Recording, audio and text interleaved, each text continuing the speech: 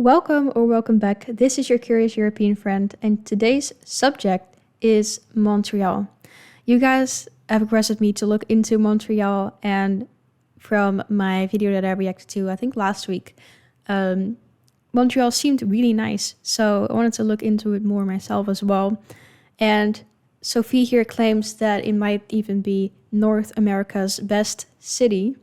So let's go ahead and find out together why she thinks that and what all makes Montreal so great.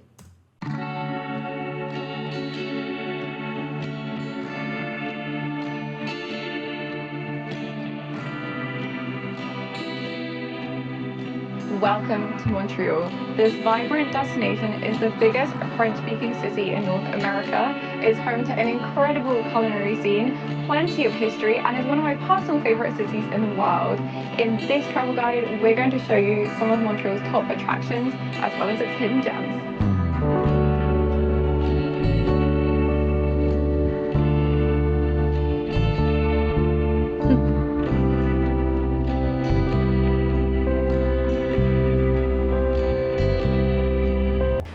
Montreal is known in English as Old Montreal, and this is the first place that French settlers arrived in 1642 when they founded the town, which was then known as Fort Ville-Marie.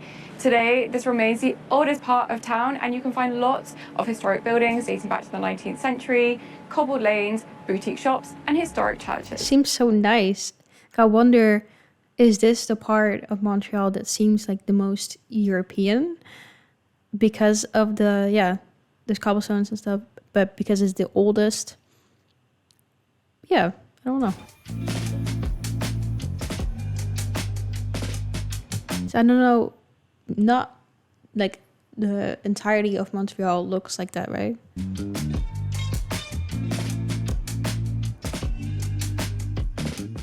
One of the best ways to start your time in Old Montreal is to head down to the Old Port, which is known as the Vieux Port in French.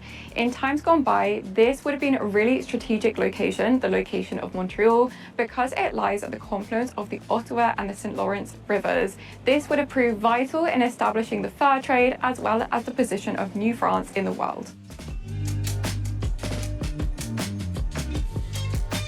Even getting a bit of a history lesson here. Obviously, you can explore the water via a guided boat tour, but if you prefer to stay on land, then one of the most iconic landmarks of the Old Port area is the Montreal Clock Tower, which is sometimes referred to as the Sailor's Memorial Clock. It was erected between... That is so beautiful in a simplistic but also detailed way. Like when you first look at it, it seems really simplistic. Minimalistic, but then it also has these little details here. I don't really know what at the top. I don't know. I really like this tower. It has I don't know, something about it. 1919 and 1922, and today it's imposing, large, and you can see it from pretty much everywhere in the old town. From the vantage point of the clock tower, you can see onto the St. Lawrence River. It's probably also the blue skies that make it stand out like that. Which is home to several islands. One of the most famous is Île Saint-Hélène, which today is home to Parc Jean Drapeau. In turn, this is where you can find the likes of the Montreal Biosphere Museum, as well as a historic tower. It's also a very nice green space to relax and hang out. I do love green spaces.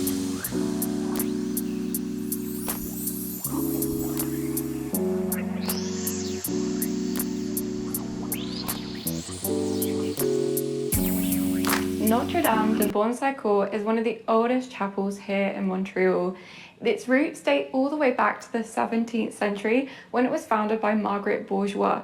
Today, you can actually visit the chapel for free. There's also an associated museum where you can learn more about Marguerite's life as well as her work. You do have to pay for the museum portion, and included in that, you can come up to a lookout. If you don't have time for the museum, like we don't, then you can pay for just the lookout. And because it's such a clear day out, I think the views are going to be pretty spectacular.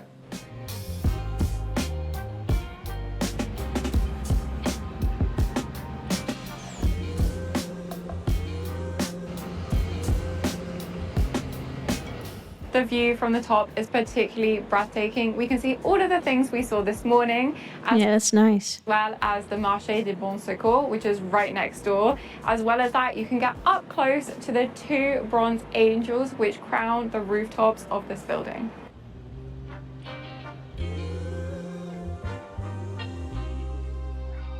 Wow. That's interesting artwork. The Marché Bon Secours was built between 1844 and 1847 in the Renaissance Revival style.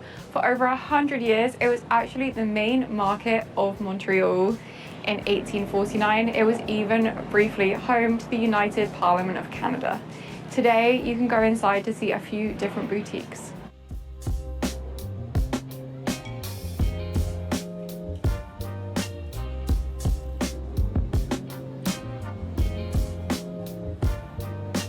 Yeah, this feels really European.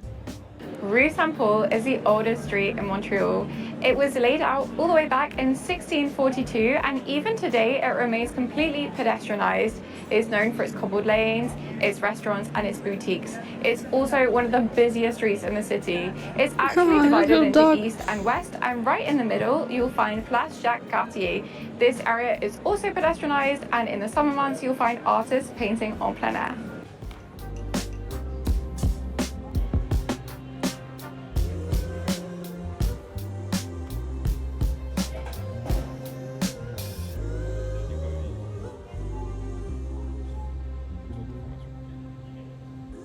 This charming courtyard is just off of Rue Saint-Paul. It was once the site of I like that. Hôtel Dieu, which was the oldest hospital in Montreal.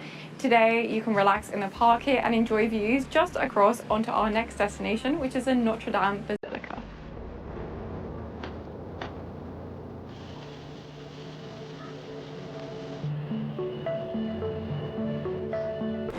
Place d'Armes is one of the most iconic Even the street signs look aesthetic. squares in Montreal because it's here where 3 centuries of history coincide. You also have a central fountain, there's often street performers performing things, and you obviously have the Notre Dame Basilica, which is unfortunately full of scaffolding at the moment, but I'm sure when it's finished it will look beautiful once more.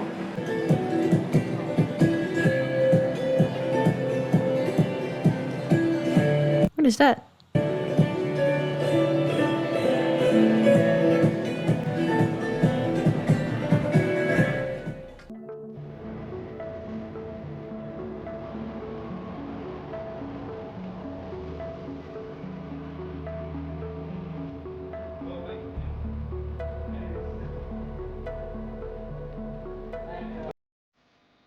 It's so interesting because it seems like it has so many different architecture styles. If you love coffee served with a side of history, then one cafe you should check out while in Montreal is Crew Cafe. This is beautiful. Look at this. It's exquisite. I think this is one of the coolest cafe interiors in Montreal. Oh wait, this is a cafe? Wow. The cafe is sat within a former Royal Bank of Canada building. As a result, you can sip your hot drink while admiring all of the stunning architectural details still in situ.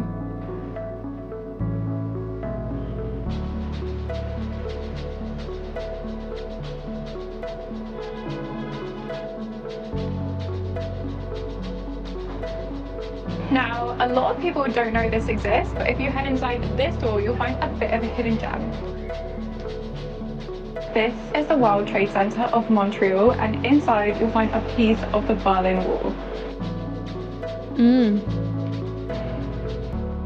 I did not know that.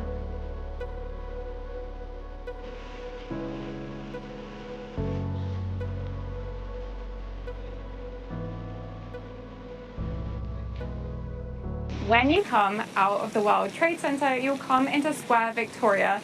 This is named for Queen Victoria of England, and the most unique thing about this area is this Art Nouveau metro station. I was just gonna say, actually, that it seems Art Nouveau and that I like the style of it. That's crazy. This comes all the way from Paris and was installed in Montreal in 1967 to celebrate the collaboration between the Parisian engineers and the Montrealers who worked on the metro system in Montreal. I feel like it's just those things, those details that bring places to life.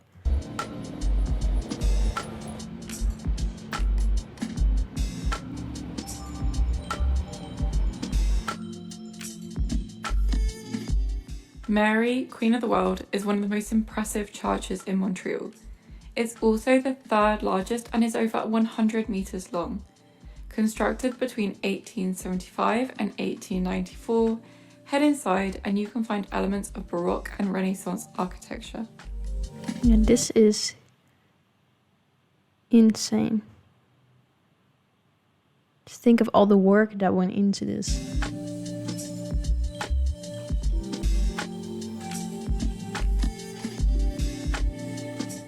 Montreal is a pretty walkable city, but if you need to go a little further, then the metro system is fast and reliable. For dinner, That's nice. we ended up heading to a restaurant called Sushi Momo. It's completely vegan and I loved all of the complex flavour profiles which weren't anything like traditional sushi, but instead used pickled or fermented ingredients to create memorable tastes. Like many popular spots in Montreal, this is one place that you'll want to reserve in advance if you want a table, as it's often completely booked up It does look really good. days in advance.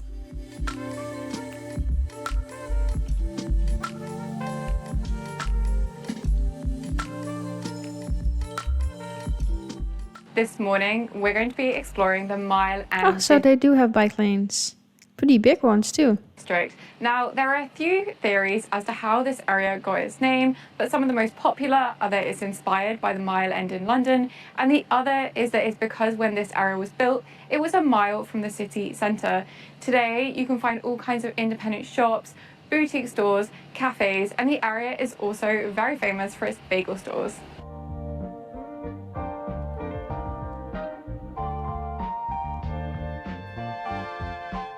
There are lots of great cafes in this neighbourhood, and we went to one cafe where we enjoyed pastries that rivaled those we've eaten in Paris.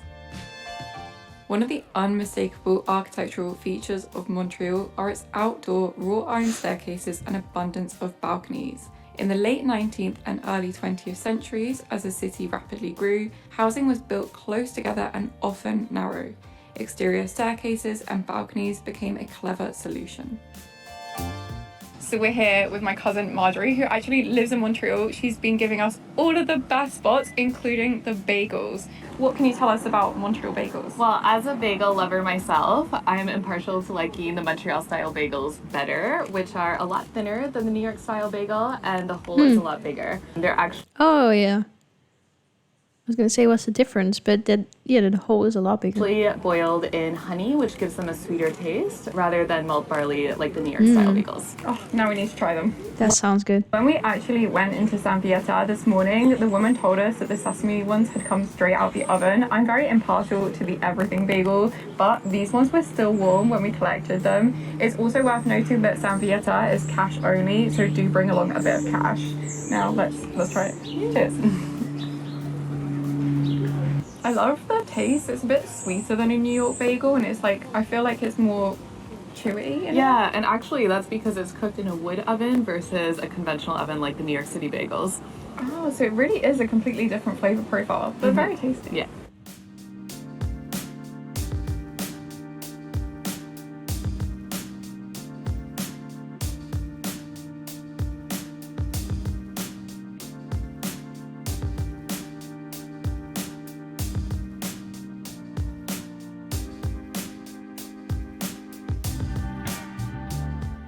Around a 15-minute walk away from Marland, you'll come to Little Italy. You'll know you're in the right place because there's actually a sign saying Benvenuti. Here you'll find all kinds of Italian grocery stores and a very famous market known as Jean Talon. Didn't know there was a big Italian presence.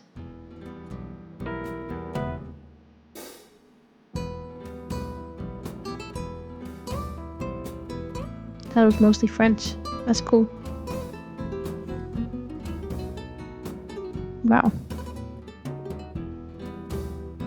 This area is full of Italian grocery stores, but the most famous has to be Milano, as this is the oldest. It was founded all the way back in 1954, and today it covers a huge space and you can find all kinds of Italian groceries. This store actually started out as a really small space founded by two brothers, but today it's honestly enormous. There are over 500 types of cheese and over 500 types of olive oil and balsamic vinegar. You have to go in to believe how much stuff fits in there.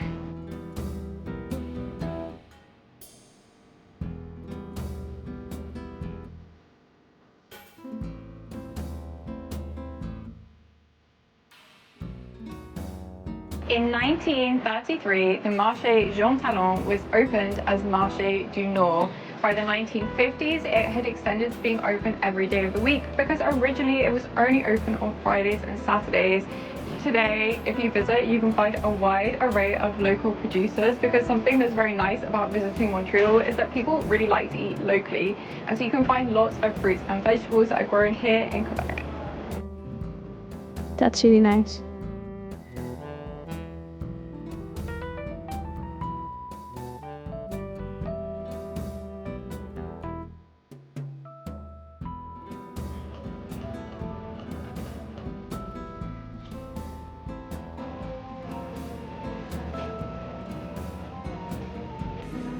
You're playing Gilmore Girls? Crazy. So how does it compare to affogato you've had in Italy? It's really good. It's kind of like a combo of the two, because this is more of a Quebec ice cream, like the crème with a coffee, whereas like in Italy it's like gelato. Oh, okay, yeah. It's more creamy than the one that you would get in Italy. It was very good.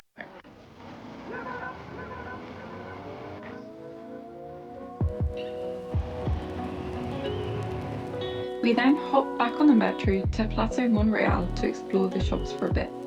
If you're a vintage lover, then this is definitely one place to come.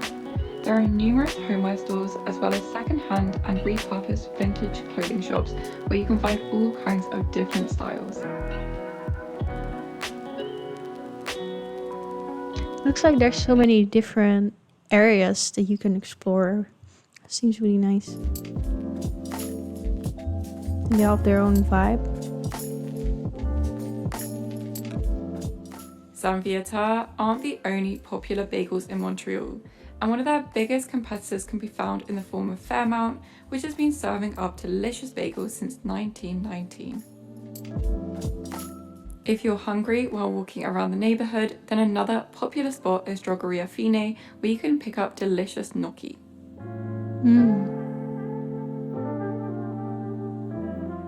The Park of Montreal is the highest point in Montreal, as it sits around 230 meters above sea level. It's also the biggest park in the city, and we're currently on Beaver Lake, which is an artificial lake that's frozen over during the winter so that people can go ice skating on it.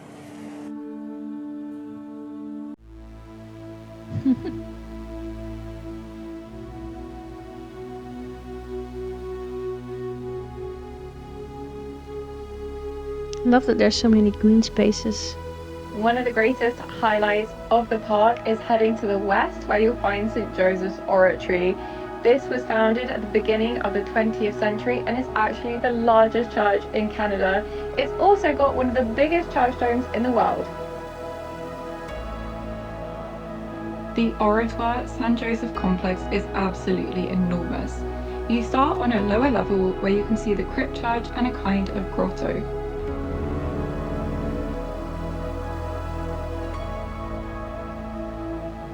Everything is quite modern, and there's a lot of information available about the history of the ecclesiastical building. He looked like Of real. course, the real star of the show has to be the basilica itself. And I love how modern and older styles have been blended together to create a unique and serene space.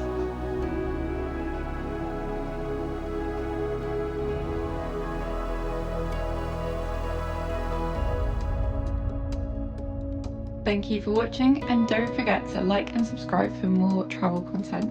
See you next week. Wow. Yeah, I get why she says it might be North America's best city. Now, of course, I have not seen every city at all, but Montreal just in itself does look really nice from what I've seen so far. And yeah, I enjoyed looking into this and seeing all the different things that make Montreal Montreal. I'm sure there's still lots more to be discovered about Montreal. If you have anything that you want to add, some nice facts or anything, then let me know in the comments. And I hope to see you next time.